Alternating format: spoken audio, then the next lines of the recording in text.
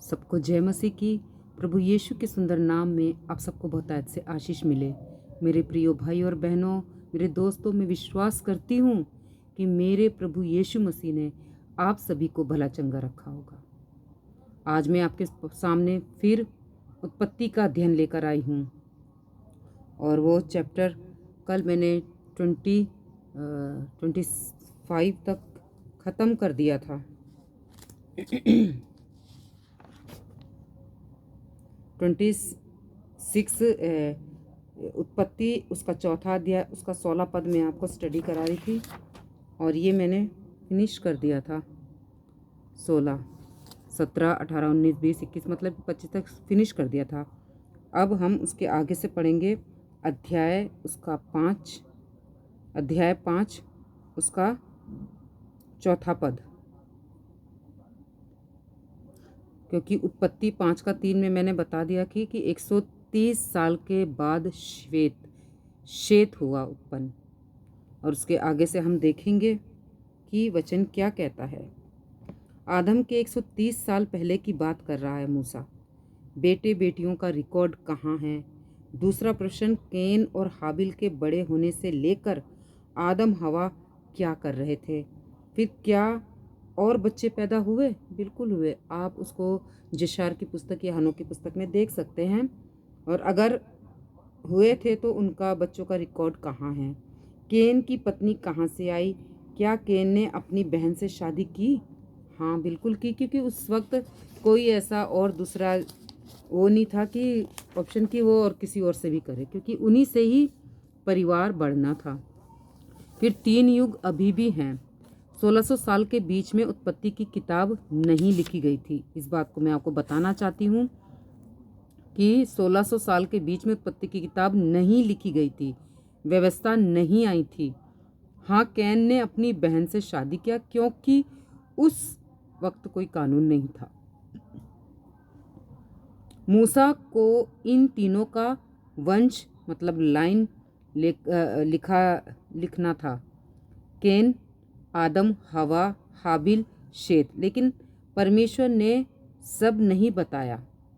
जिस तरह से यीशु के जन्म के जो बीच में गैप है, 12 से 30 साल के बीच का जो गैप है, उस बीच में क्या क्या उन्होंने किया, ऐसा कुछ नहीं लिखा। डिटेल अगर लिखना होता तो बाइबिल ये बहुत कम पड़ जाती।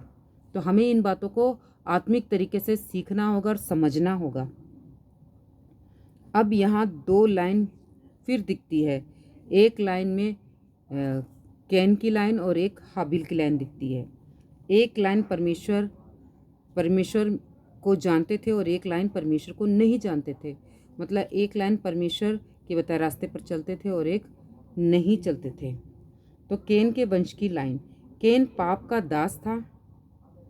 कैन ने अपनी एक दुनिया बना ली उत्पत्ति 17 के हिसाब से, उत्पत्ति 4 का 17 के हिसाब से। आइए हम इसे पढ़ लेते हैं, तभी हमें ये समझ में आएगा। उत्पत्ति 4 का 17 में क्या लिखा? जब कैन अपनी पत्नी के पास गया तब वह गर्भवती हुई और उसने हनोक को जन्म दिया। फिर कैन ने एक नगर बसाया और उस नगर का नाम अपने पुत्र के नाम के हिसाब से हनोक रखा। तो कैन ने अपनी एक दुनिया बनाई, वो हमने उत्पत्ति 4 के 17 के हिसाब से हमने पढ़ लिया। लूका 4 का 6 क्या कहता है?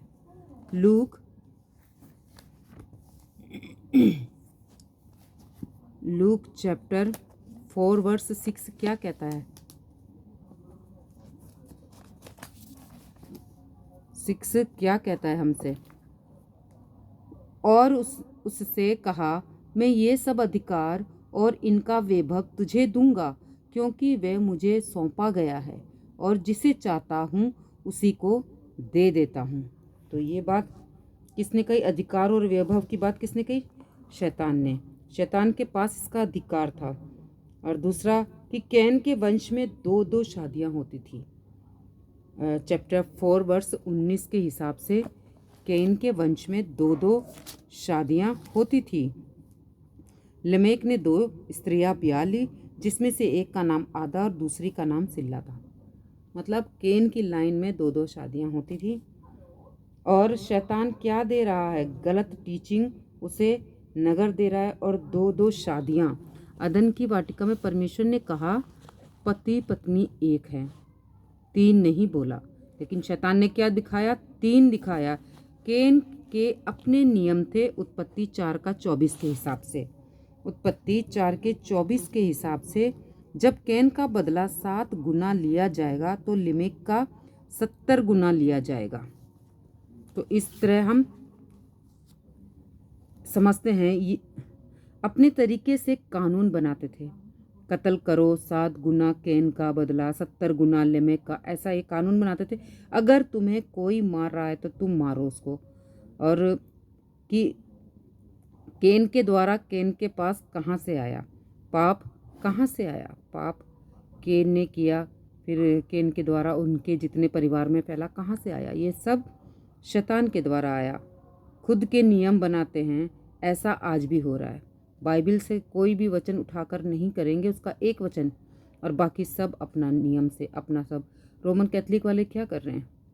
वो अपने नियम बना के बैठे, वचन के हिसाब से कहाँ चल रहे हैं।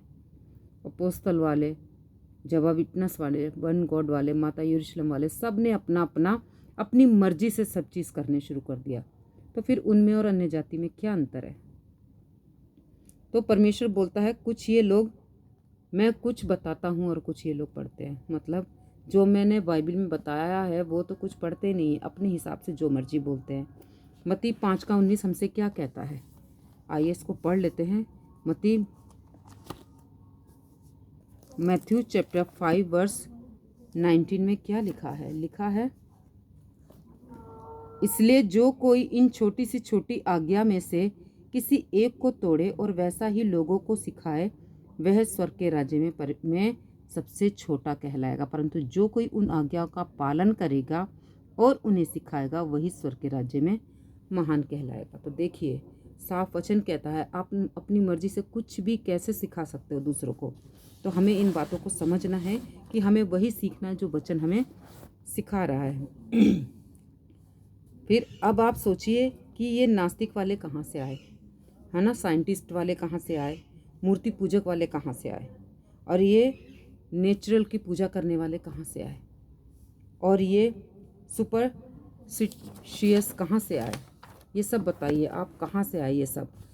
एक है सांसारिक लोग, एक है कलीसिया के लोग, परमेश्वर के लोग, जिसको कहते हैं कलीसिया बहुत पावरफुल है। एक अंधकार की संतान और एक ज्योति की संतान। तो आप सोचिए ये नास्तिक वाले कहाँ से आए जो कहते हैं कोई गॉड नहीं है। भजन संहिता 14 के हिसाब से ये लोग क्या कहते हैं कि कोई ईश्वर नहीं है। तो आइए इसको हम देखते हैं क्या कहते हैं ये भजन संहिता के हिसाब से। मूर्ख ने अपने मन में कहा, साम चैप्टर 14 वर्स 1 में, मूर्ख ने अपने मन में कहा कोई परमेश्वर है ही नहीं। वे बिगड़ गए, उन्होंने घिनौने काम किए, कोई सुकर्मी नहीं। तो देख लीजिए क्या क्या काम किया उन्होंने, सब कुछ आज हमें देखने को मिलता है क्या क्या किया। और जजेस की पुस्तक उसका 21 चैप्टर वर्स 26 क्या कहता है? क्या कहता है इसमें? लिखा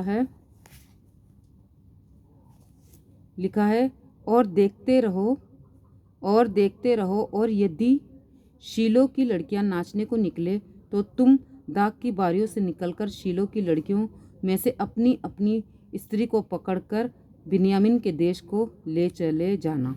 तो देखिए आप कैसे कैसे काम करते थे। परमेश्वर इसके साथ नहीं था, इसलिए ये अनगॉडली लाइन बिगड़ गई थी।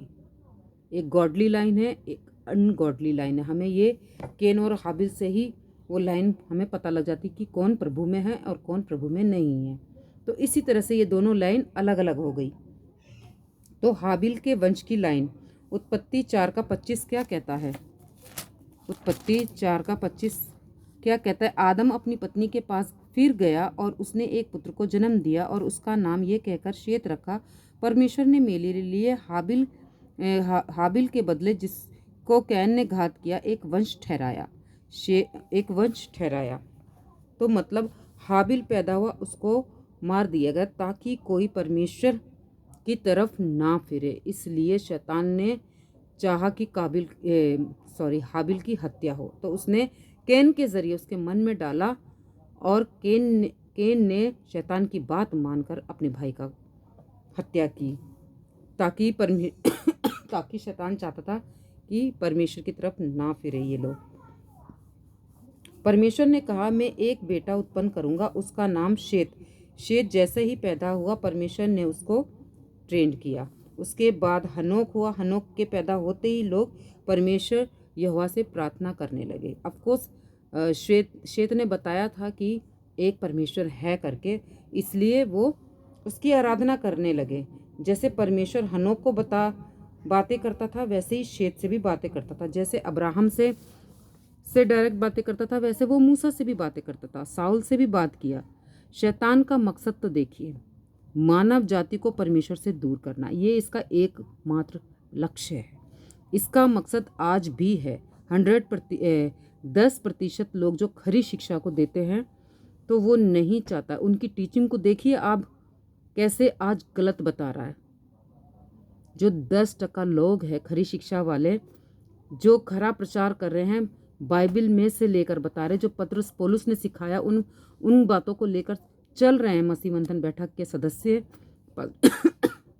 पास्टर दानियल राज जी भी, तो उनको किस तरह से गलत साबित करने में तुले हुए हैं। लेकिन परमेश्वर का काम है, परमेश्वर की मर्जी है, तो वो कभी भी नहीं रुकेगा। जितना मर्जी कोई आए कोई जाए, उसके काम को कोई रोक नहीं सकता है। शैतान जितना भी कोशिश कर ले परमेश्वर के राज्य को ख़त्म करने के लिए, जितना कोशिश कर ले कि मनुष्य परमेश्वर की तरफ ना फिरे, लेकिन मनुष्य परमेश्वर की तरफ फिरेगा, अपना मन को बदलेगा और खरी शिक्षा में आएगा।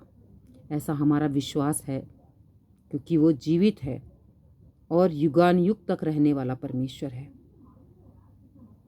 और वो अपनी खरी शिक्षा की कलीसिया को लेने के लिए आ रहा है। तो मेरे प्रियो, अब भी समय है, आप अपने आप को तैयार कीजिए परमेश्वर के राज्य के लिए, और औरों को भी तैयार कीजिए। औरों की भी आत्मा बचाइए और गलत टीचिंग से बचे रहिए। कल देखिए एक लेडीज ने कितने बुरी तरह से पास्टर जी से बात की, किस तरह से बात की है, आपने सुना होगा, ऑनलाइन था। तो आप बताइए, मसीह के लोग इस तरह से बात करते हैं? तो तड़ाक से बात करते हैं, उल्टे सीधे मर्डर की बात करते हैं, चिट्टा खाते हैं, नशा करते हैं, तुम्हें ले जाएंगे, ये कर देंगे, वो कर देंगे, ऐसी बात करते हैं। आपको सिर्फ सच्चाई को सामने लाना है, वचन को, खरी शिक्षा को सही तरीके से लोगों तक लाना है, ना कि तू तड़ाक और गाली दे के बात करनी है। और जो इस तरह से करते उनका तो न्याय परमेश्वर करेगा। लेकिन अब भी समय है आप लोगों के पास, आप सुधर जाइए और परमेश्वर के राज्य के लिए अपने आप को तैयार कीजिए। मैं यही कहना चाहती हूँ, और परमेश्वर इन बातों के द्वारा, इन वचनों के द्वारा बहुत ऐसे आशीष दे। जय मसीह।